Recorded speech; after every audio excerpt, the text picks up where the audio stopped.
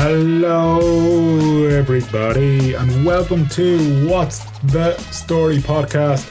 This is WTS 334. My name's Danny Murray. And I'm Graham Arma Merrigan.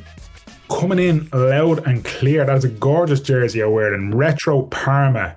Retro Parma champion. Do you remember this jersey? Long sleever. Long sleever as well, I was going to say. Yeah. Is that a 90s? Yeah, I think it's 92. Yeah, I like it. Yeah, long sleevers are stunning, aren't they, Dan?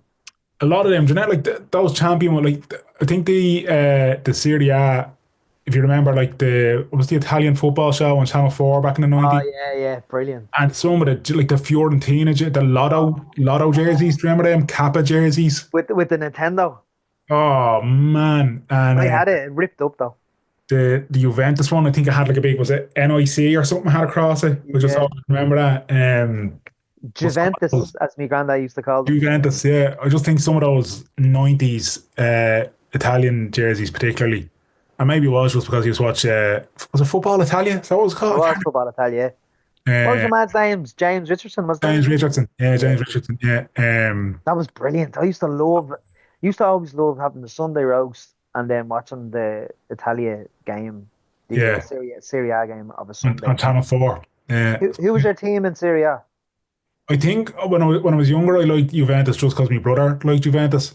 He never took that fucking jersey off. I know. But as I started to get older, I moved more towards Roma. Because I think I loved Damiano Tomasi. I loved Gabriel Batistuta, Francesco Totti, and then Daniele Rossi when he came in. I don't know. Look, I'd still probably watch more of all the, like, bar the Premier League, of all the Serie A is probably the one I'd follow most in terms of the continent. I know people are La Liga because they want Madrid and Barcelona, but I'd be more keeping an eye on Serie A. Napoli won the league. Scott McTominay had some season. He got players. Unbelievable, man. I'm delighted for McTominay. And like that went right down to the wire on the final day of the season between Napoli and Inter Milan. It was fucking brilliant. Yeah, it was. The Friday night, wasn't it? It ended. Yeah, Friday night, yeah. But yeah, great. It was great to see. Anyway, your retro jersey is absolutely stunning. Do you know what two other ones I got, Danny? One. Brazil 98 home and away long sleeve. Ah, yeah. Long sleeve. The World Cup ones, like? Yeah. And the home one with the real Ronaldo's name on the back. Nike done a re-release of the Ronaldo 9 FIFA 98 World Cup jersey. Right. And they done it on the same platform that they do sneaker releases, right? Right. And it was selling retail for €220, Graham. Me bollocks. And people snapped it up, and now it's being resold on the reselling websites for north of €500. Well, I got mine for €40. That and your man Travis Scott, he done a collab with Barcelona, done a home and away Barcelona jersey recently. Really? And similar enough like that again on the sneakers app, €200 face value retail. And now if you want it, I think the home jersey you'll pay €1,000 for, and the away jersey I think is 8 something. And did they play in it? I think they definitely played in the home jersey. I don't think they played in the away jersey. I could be wrong on it. Barca's jerseys used to be beautiful. They haven't been great recently. They haven't. I think since they started putting sponsors on it. Yeah, probably that. Yeah, but I got mine sponsors on club jerseys. Oh, me neither. I don't at all. In fact, I think sometimes you can add to the jersey, but there's just something about Barcelona not having a sponsor. I agree. You know, but then I sometimes think Barcelona they're almost like too pure for their own good. This holier than thou kind of club in terms of, like, I just always thought, you know what? Okay, I'm going to the dark side. I'm not like Madrid. No, I'd never go to Madrid. Fuck that. Yeah. Remember that Mario and Stoichkov and Guardiola, that team. Yeah, Barca back then, like, yeah, Jesus. Who was the keeper against? Was Zubas already? Was it? Oh, I can't remember. I'd be making it up if I were to give a name. 90s are great football teams. Yeah, absolutely. Where are we going with all this? I don't know. We were just talking about jerseys and we went on a tangent. And now Um, football I, I nostalgia buzz. I went off jerseys like in my early 20s, and now I'm 40. I'm having a midlife crisis, and I'm loving the retro jerseys. Um, Yeah, I haven't bought a football jersey in years. you And then bought the bows on, you I was prick. gonna say, and then I bought two Bose ones in recent seasons, and then my brother gifted me 94, 95 United away kit with Keen 16 on the back of it, and I Which love one? the black one. The Sharp Yukon one. Yes, yeah, Oh yeah, perfect. See, that's a long sleeve, is a gorgeous one as well. it is. Yeah, yeah. I think he also gave me the Newton Heath one. Do you remember the green and yellow one with the That's string? gorgeous Yeah, jersey, man. that's they Gorgeous. don't make jerseys like that anymore though. They just No, they're just a bit plain these days. yeah, and There's a couple in the lower, like in the Championship and League One, League Two in England. There's some crackers down there, like yeah, jerseys. Even the League of Ireland jerseys, they're not really great anymore. no, no, they're not. There's Make jerseys great again.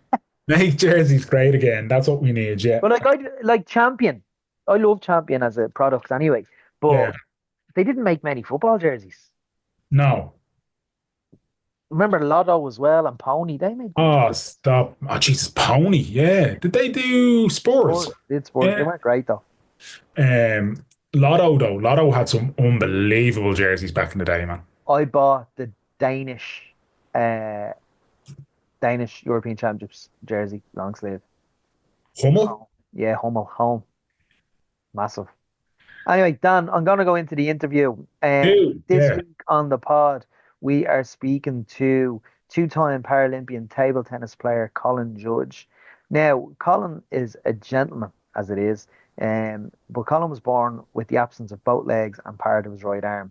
So he does play table tennis at a ridiculously elite level with one arm. So just to give context to that. And he, for the next few years now, he's going to be up to his neck in competition with trying to get place for the LA Paralympic Games. So here is our interview with the brilliant and sound Colin Judge. Joining us now, as I said, is two-time Paralympian in table tennis, Colin Judge. Colin, thanks so much for joining us. How are you? Thanks for having me, lads. I'm very well, thank you. Training hard these days. Lovely. You went to Paris recently. We go straight in, Becca. You went to Paris recently, and there's no chronological order here. We won't start at the beginning. But the training has it got more intense since Paris? Yeah, well, I suppose there's been a change in the system, Graham. So before, there wouldn't have been any like up until the Paralympic year, there wouldn't have been any requirement to like attend a certain number of international events. So now basically what they've brought in is that you have to attend a minimum of 6 international events every calendar year. So yeah, it's obviously quite a big commitment, a lot of travel. Love to compete, obviously, but the novelty of travel, I suppose, is well and truly worn off. And I've actually have to travel 8 times this year, twice outside my continent. So yeah, I suppose that's why it's just been a bit busier than I thought it would be. But training as normal, just kind of doing what I always did. And yeah, I suppose having the time after Paris with no tournaments to prepare for was very beneficial. Like I had a long training block, and I was able to sort of focus a lot on my technique and sort of finer details that I didn't really have time to focus on last year. So yeah, it's been good from that point of view. I feel I've come on, and my first few tournaments were quite good. A few good performances, so hopefully more to come. Eight countries this year already. Yeah, it sounds great, but Gee. believe me, it's not really. You don't really. Well, if the tournaments are going well, you don't really see the outside of the table tennis hall a lot of the time, so it's not that exciting. But I like to compete. Jesus, that's tough going, isn't it?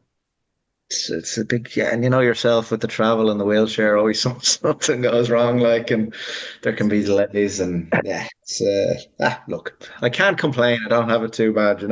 Yeah, well, I was actually going to bring. Sorry, go ahead, Danny.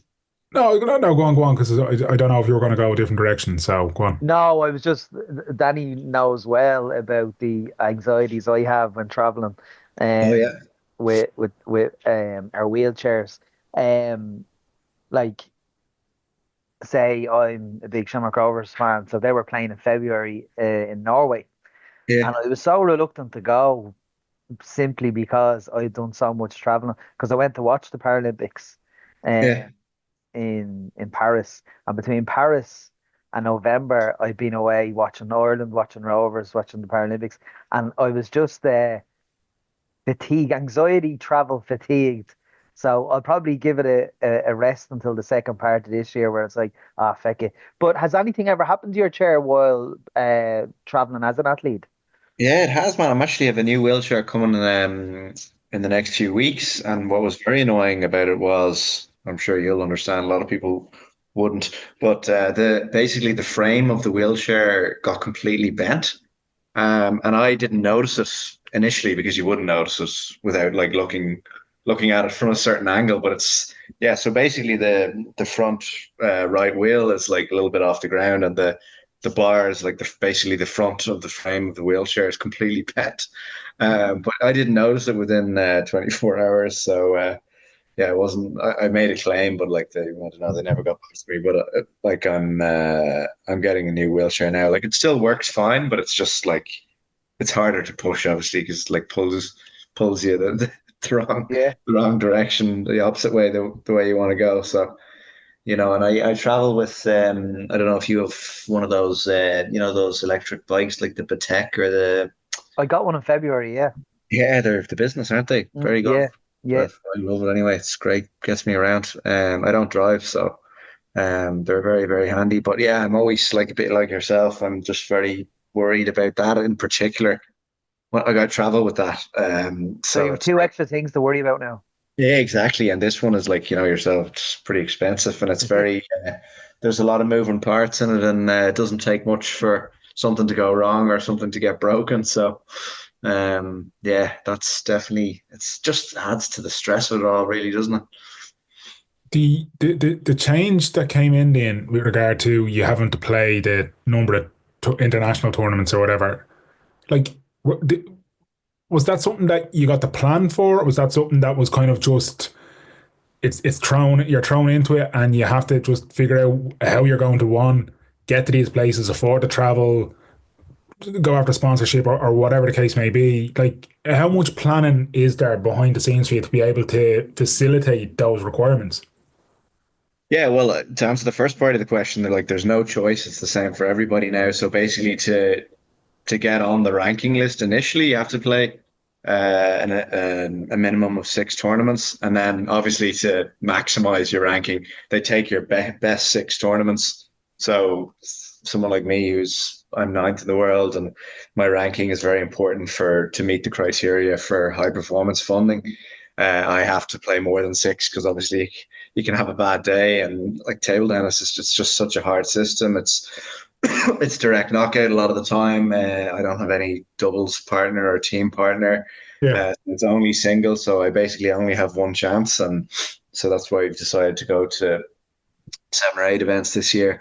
But yeah, I suppose like I've kept my sponsors from last year, the Big Red Cloud and Harris Group, so they've been really, really supportive of me last year and this year, actually the year before last.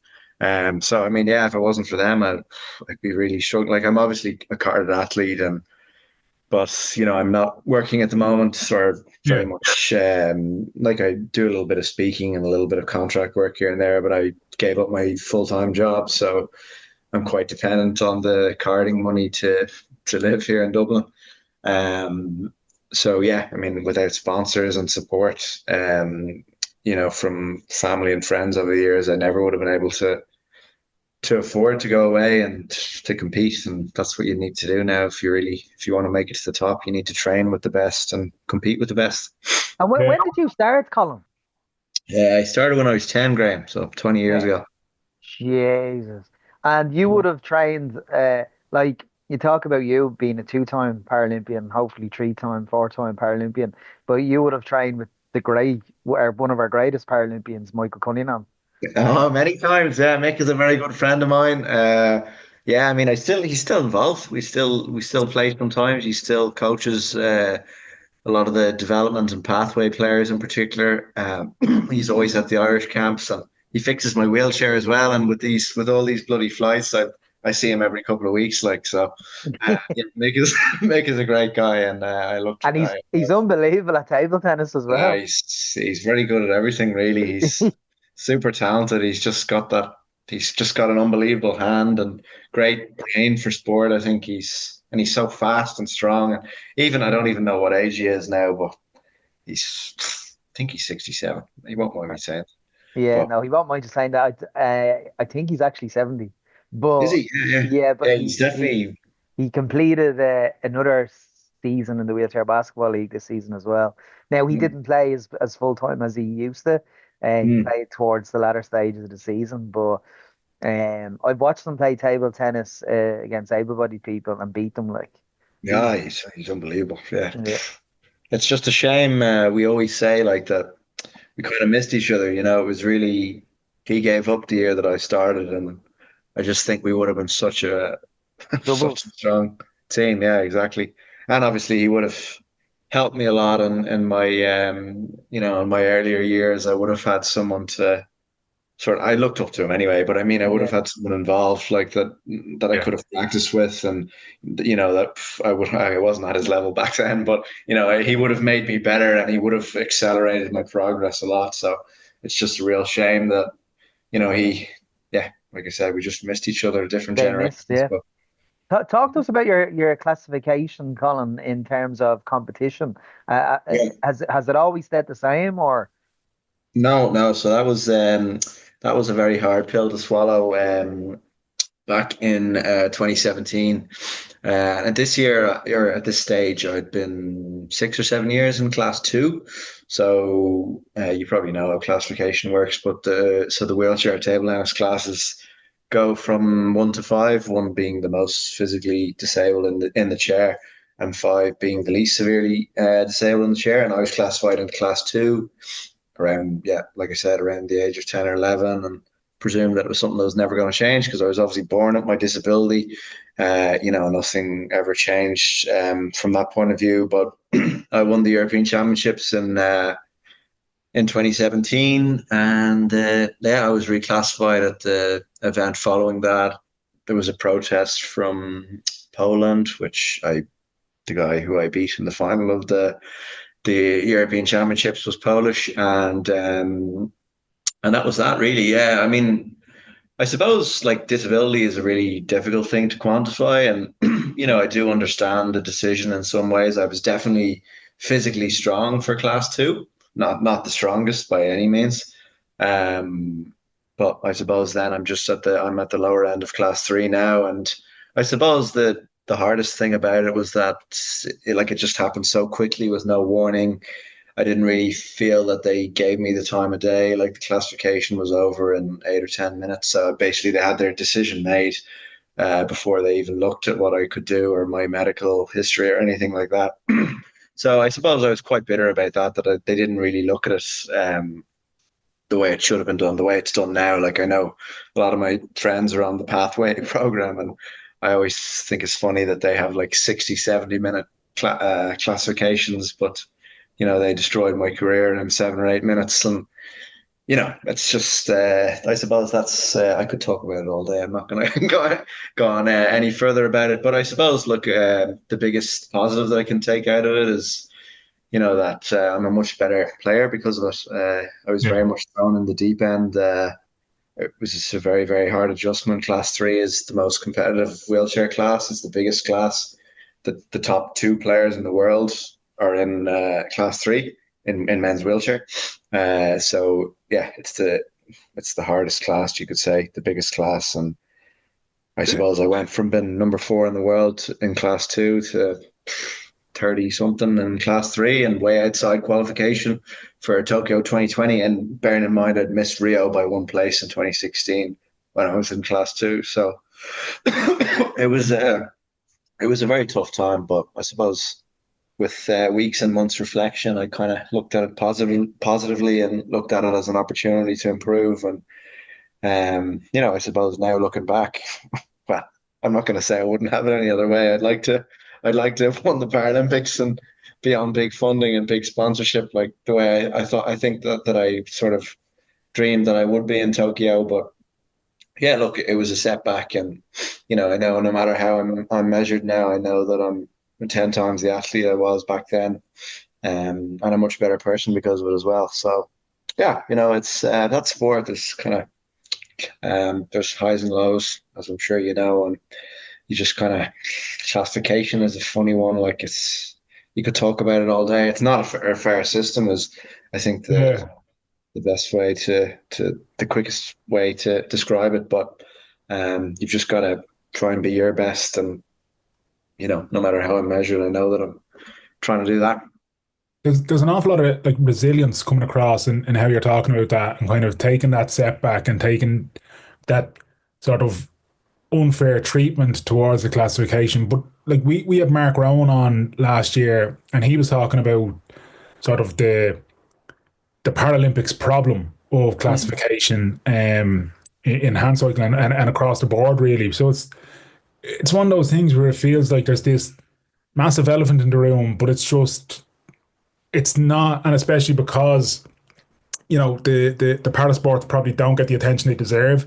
So these sort of issues don't get the light of day either, or we don't get to hear athletes like you sharing their perspective and talking about, well, I went from being number four to then suddenly being at the bottom of the food chain and having to work my arse off to get into the top 10 and be where I am now, where like fair enough, as you're saying, you feel like you're a much better athlete because of it. You feel like you're much, but at the same time, to have to go through that when you've been working towards something, I can only imagine it's difficult, but there's probably lots of athletes like you who have a similar situation.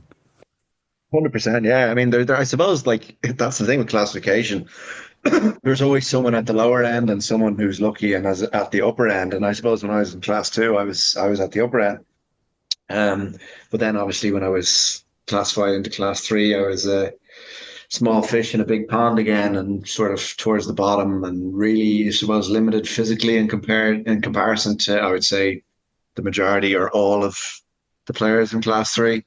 I'm the only one who doesn't have a non-playing hand, so the only person who can't move the wheelchair when they're playing. That's obviously you don't need to know much about table So, tennis. sorry, Colin, are you saying that when you went to that class, that did everyone have two arms in that class? Yeah, yeah, everyone has two arms. The class I'm still in, yeah. What the fuck, like? Yeah, well, you see, like obviously, I'm not paralyzed, and so there's different ways to measure it, but it's obviously a huge disadvantage not to be able to move the wheelchair and not to be able to rotate and leverage your weight into the ball. So I mean, that's just something that that I can't do and will never be able to do. And you're still ninth in the world.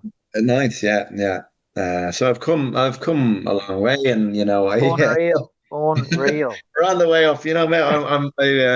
Mate, I think, and I still, for a lot of years, I kind of thought that I'd finish in Paris, and that would be that. But I suppose after my performance in Paris, which I'm sure we'll probably talk about that later, against the world number one, the best player ever, it kind of gave me a lot of motivation to continue, and sort of belief that maybe that there's a little bit gas left in the tank and that I can keep going, and maybe that I haven't reached my best yet. And I really believe that I haven't reached my best level, and I think I've more to give to the sport, and that's why with a lot of reflection that I'm that I'm still playing, and that I'm hopefully gonna go for LA 28. Well, Yeah, hold so on here, Colin. You're only 29, like. Yeah, yeah, and with table tennis, I suppose it's different in maybe swimming and athletics. Table tennis is very much an older man's game. There's not very many of the top players that are under 23. Like I was number one in the world in under 23.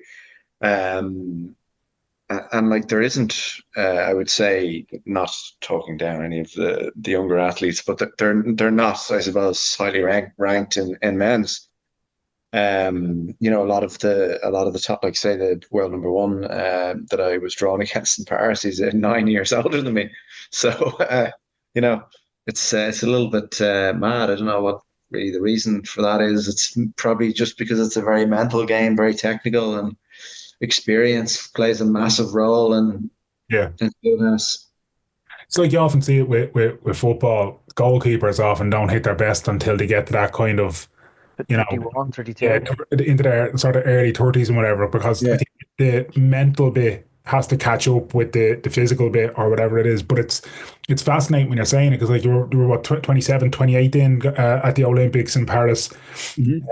What did it feel like when you saw you were going to be up against that world number one, and kind of the mental edge then that would have been brought in with that? Yeah, well, I suppose initially, Danny, I was extremely disappointed. He's obviously the last person on earth that you want to be drawn against in a direct knockout draw. He's been my idol since I started playing, and he's never lost a match in his career. Still never lost a major match. Started in 2007. So his record is like he's literally the best in every class in our Yeah. sport. So but I suppose again, I looked at it as an opportunity. There's nobody who I've watched more footage of. There's nobody who I know better. And like it was the first match of the games, and I felt I was in the form of my life, and it was unbelievable to have my family and friends there. The venue was incredible. Preparation was brilliant, much better than Tokyo. And I just said I was going to go out there and give it my all, and we prepared so well, and I caught him off guard. I was winning in the first set 9-7, and the second set 8-6. And the 3 or 4 previous times that I played him, I barely won a point. So this was a huge, huge improvement, and I was really, really encouraged by my performance, and especially the way that I sort of started the game. I got going from the first ball, which I'm usually a little bit of a slow starter.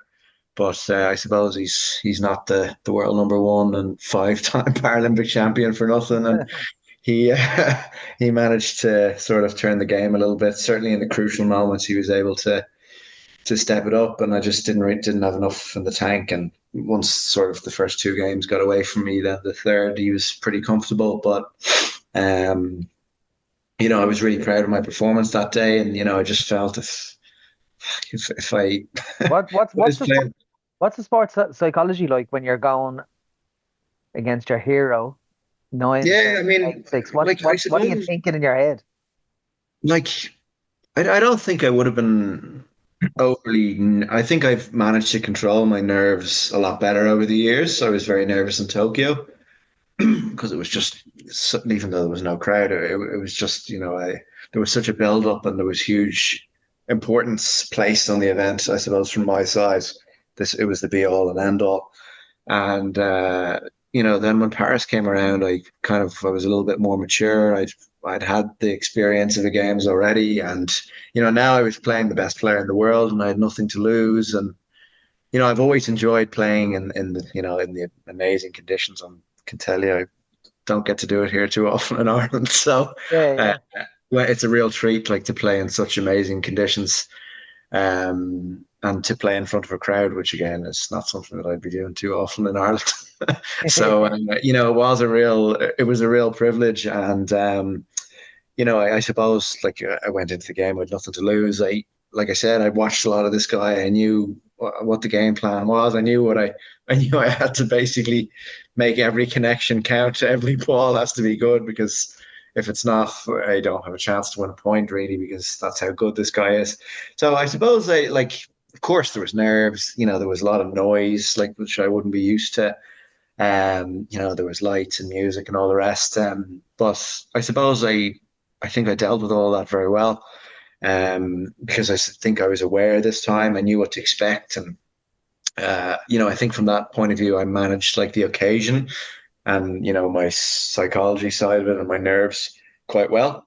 But that might have been different had it been an opponent, sort of, maybe could have been someone very similar or the same as my level, and where I would have had a very good chance to win the match, and that might have been a different dynamic. But unfortunately, I only had one match, and I think that was the hardest part for me, because I just felt, that I was in the form of my career, and that I was playing really well. And when you're out there on the big stage, all you want to do is play. You don't want to be finished after 15, 20 minutes. So yeah, I suppose that was probably the hardest part for me. So, like, it's kind of a bit of a balancing act in terms of the obvious disappointment, but then recognizing, hang on, I've just done something against this guy who is unbeatable in many senses, unbeaten rather, and I'm after kind of laying a glove or two on him, which previously I haven't been able to do. And then, as you said a couple of minutes ago, that's after giving you a little bit of a maybe I will go to LA. Maybe Yeah. there's gas left in the tank, as you said. And is that then what's spurring you into to go back to what we talked about at the start? You know, the relentless travel that's required for all these tournaments, because in your head you're like, this is what I've got to do if I want to be in LA and I want to potentially be the one that does take that zero away and be the one in his loss column.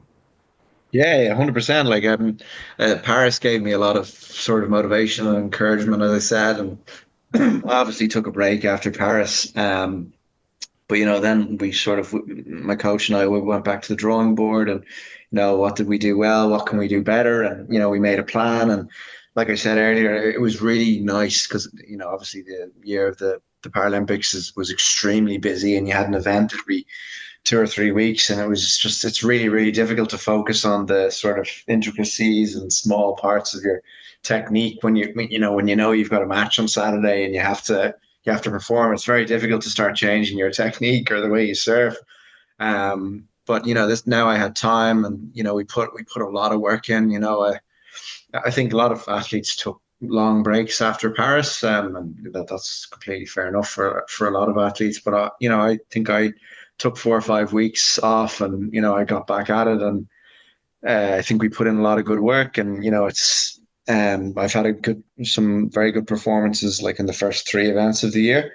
I played actually the new world number one about 10 days ago in Slovenia, and I was leading. I won the first set and 9-7, and I lost the match 3-1 in the end. But like these top players, like I wasn't able to compete against really Yeah. when I first joined the class, and so I really do see the progress, and even outside of my results, I really see a huge difference in my own performance and the way I'm playing here in Dublin and in training, and I know that I just have to keep going at it. And you can have a bad day in competition, of course, and with table tennis you've just so little opportunity. If you lose, you're out. But I really feel that it's coming now, and yeah, I'm quite optimistic about the future. And I suppose, to speak of the new system, I think the new system will work in my favor. Because even though it's a big, obviously, just a lot of time commitment, traveling, and financial commitment, I was quite frustrated in the past that there was a lot of players on the ranking list that could just kind of play one event or two events in the year and protect the ranking, and sort of, I think there's a balance there. But I think now that the system basically is that you can't hide, and I think that that's sport, and that's a good thing, because you should have to play, you should have to prove your ranking over and over. And I've been quite consistent in my performances over the last 4 or 5 years, and I feel that if I keep going the way I'm going, that I'll continue to climb the ranks. Lovely. The one thing I love about table tennis, now I only play when I volunteer at the rehab hospital, so I only play with the patients. But like, I get very competitive and very addictive. But the only thing about it, Michael always says this, and Mark Berry always says this, it's one of the most inclusive of the sports. You literally just have to buy a bat, you know? 100%, yeah. Like I've always said that, and I was doing an event for Sport Ireland yesterday, actually, and like, I'm not saying that it was everyone's favorite sport, but table tennis really, really, like, the guys really got into it. Like, it's just like, it's a sport for young and old. It doesn't matter what the disability you have. Like, yeah, it's just so easy. Like you say, you just need a bat and a ball, and you don't need much space. It's not like super physical where you need to be unbelievably strong. It obviously gets very complicated then as you try and improve at it and move up the ranks. But it's just such an inclusive sport and such an enjoyable sport. And I really hope that if I keep going the way I'm going, and there's a lot of players now on the development and pathway programs of table tennis, para table tennis, I suppose you call it. I hopefully that we can grow the sport, because like, I think table tennis, since I started, it's lost a lot of popularity in Ireland, and that's for What's that down to, reason. Colin? Yeah, like, I think the biggest thing is that there's not much money like at grassroots and development, and there's not very many clubs anymore. We just don't really have the facilities or the coaches or the participation, basically. I don't really know what the reason is. Like because when I first started, it was quite a popular sport. Like it was really big in schools. The level was very strong. Like there were tournaments of the week. Like I have a tournament this weekend today, but like every tournament back then was like there was no space. Like it was full audience and like no, there was no. There was like the entry was full every time, and now it's they've struggled with for quite a few years. But yeah, I suppose it's all down to the setup, like the way the clubs. It's a very difficult sport to play. Like if you want to play table tennis here in Ireland, I think this is the biggest problem. It's not very like it's a very accessible sport, like you said, but it's not Yeah. so easy to find a club to play because there's a handful of clubs in Ireland. So I think that's the biggest problem. Like that's something that has to improve. And then I suppose there's not very many events either. Like before, there would have been like a huge amount of regional events, and again, I think this is down to like availability of sports halls and the cost of that, and all the rest. Um, but like, there's not enough events to keep people interested, like who are playing and who are good players. I think Yeah. that's where a lot of the players gave up. But I think initially, I mean, you need places to play if you want people to take up the sport. It's as simple as that. Absolutely. Yeah. So you mentioned you have a tournament this weekend then. What does that leave you with then for the rest of the year in terms of the scheduled relentlessness and what's on the radar then in terms of like what does success look like this year for you? Yeah, well, my next event is the 19th of June in the Czech Republic.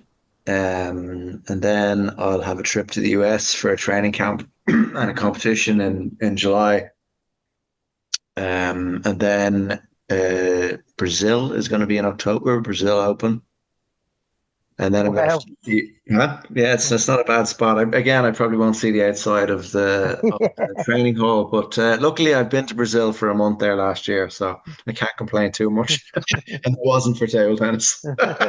So are the all country opens or is there European Championships, World Championships? Yeah, yeah. So that's the next thing I was going to say. Then I've got French Open at the beginning of November and European Championships at the end of November. So quite a long, long season this year.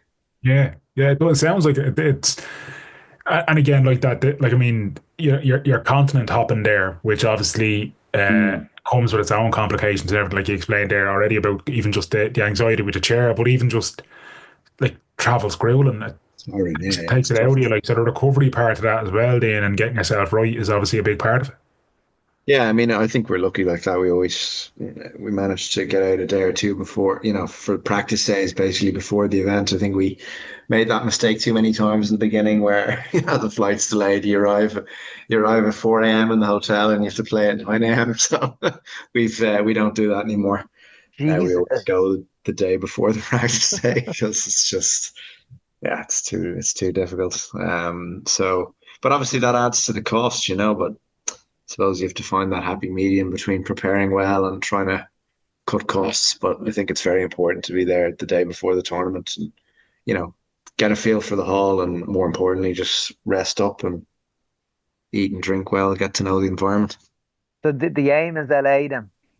The goal is That's the LA. aim. Well, that's long term goal. I think, this year I've already moved up one place, and I think it's very realistic for me to get into the top eight in the world and the top four in Europe.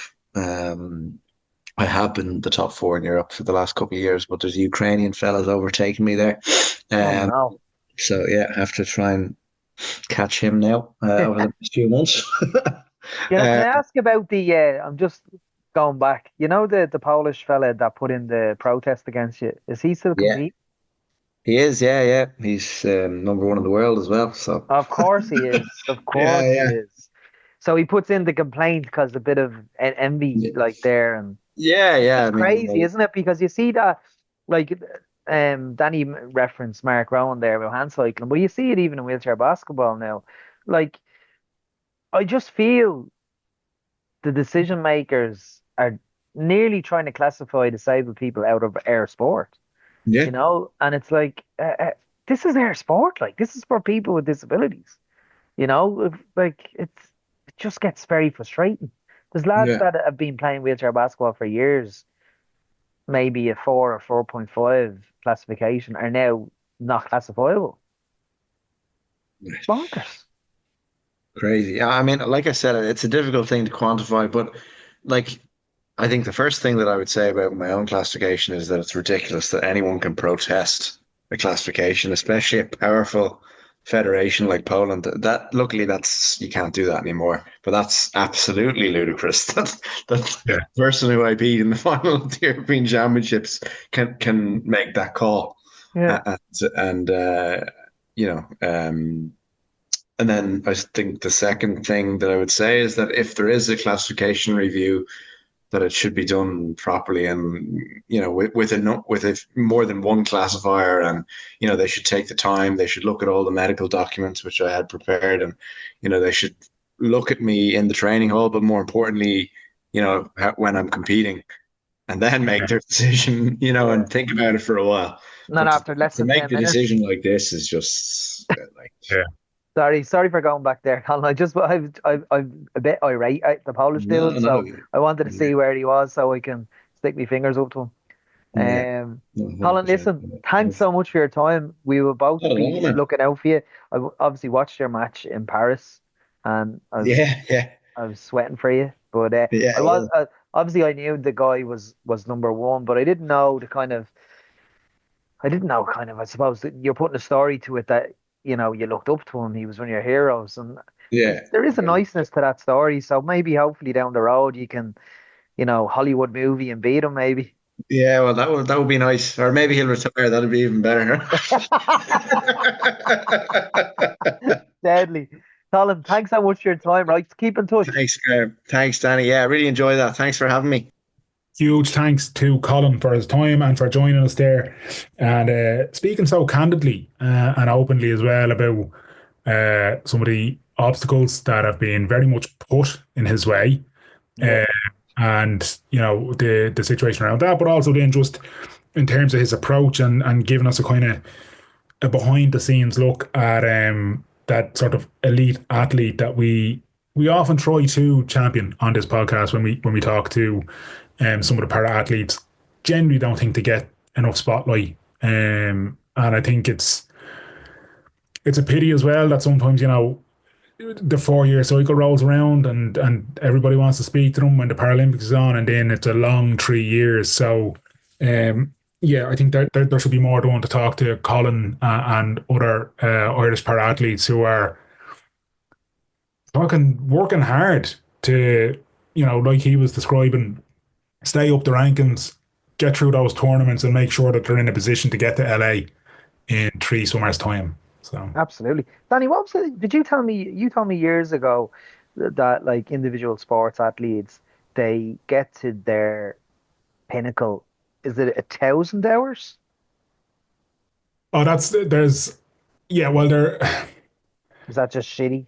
Is that I don't know if it's shitty, I don't know, but there was a whole thing of like, it takes 1,000 hours to perfect something. So right? individual athletes, like, and you'll hear, like, I think it was a big thing in golf years ago where they were talking about like the number of hours you have to put in just to get like your golf handicap down to single digits. So then if you want to become a scratch or a zero player and like, actually play at that level, it's even beyond that, the multiples of hours beyond that, whatever. But I think the reality is like, I don't think you put a set number on it, but Yeah. clearly it takes a huge amount of dedication and whatever with the time commitment, the mental commitment. Here, when he was saying that he was beating his hero in Paris, I remember Yeah, watching that, but I didn't know the significance of it, to be honest. But I yeah, remember thinking, oh, Colin's winning, lovely. But imagine what he was thinking in his head, because one of the main obstacles in my way at ever competing was sports psychology. It was a shit show, an yeah. absolute shit show. So it was interesting to get the feelings of how he felt and all that. But no doubt he's going to be He's only 29. He can be competing at such a big Absolutely. level of table tennis for the next 20 years. Absolutely. And that's like he was saying it himself that the it's a sport that kind of suits the slightly older athlete. So the fact that he's been in it as long as he has, the fact that he has the resilience, the hunger, you just hope that he decides to stay at it and that he doesn't say, "Look, I've achieved what I've achieved. I'm happy, and Yeah, I'm gonna leave it at that," kind of thing. yeah. But yeah, yeah. Deadly. Well, that was Colin. If you want to listen to any more of our pods, go to WTSpod.com. You can also go on any podcast provider, Podcast Republic, Spotify, Apple Podcasts, and just search WTS Pod, and you'll get all of our 350 pods, whatever there is there now. And you can go back and listen to them all. He is Danjo Murray at Instagram. I'm Merrigan Mania at Instagram. We're also WTS Pod at Instagram. So go back there and give us some love. Until next time. I'm just going to give a very late shout there for I was trying to think of what year the Roma jersey that I was trying to think of in our preamble about classic jerseys. It's the 98-99, and I just remember Cafu wearing it. Oh, Cafe, what a player. Oh, man, unbelievable. So have a look at that one. Yeah, him. James, we could do a podcast on retro jerseys. We easily could, or even just like on players that you kind of forget, but the second you hear their name, you're like, oh my God, what a player, man. The next time we don't have a guest, that's what we'll do. We will. And I'm going to make a big push for the likes of Marco Del Vecchio. And I'm loving this Danny, the new Danny wearing football jerseys again. Because when we were growing up, all you ever wore was goalkeeping Peter Schmeichel jerseys. So now you're branching out. You were the only one that I knew that had the green Peter Schmeichel jersey, and you never fucking took it off you. Okay, until next time. Yeah. No, not the treble winning season. The 93-94 one. Oh, that was a beaut. That, and there was a navy version of it as well. Purple, wasn't it? Was it navy or purple? I don't know. Could have been either. You both though. Yeah, stunning jersey. The material was horrible though. It was horrible. Such a good jersey. Anyway, that's another. We'll come back to jersey talk. So we're getting giddy about jerseys. There is full heart. Can't lose. Two wins.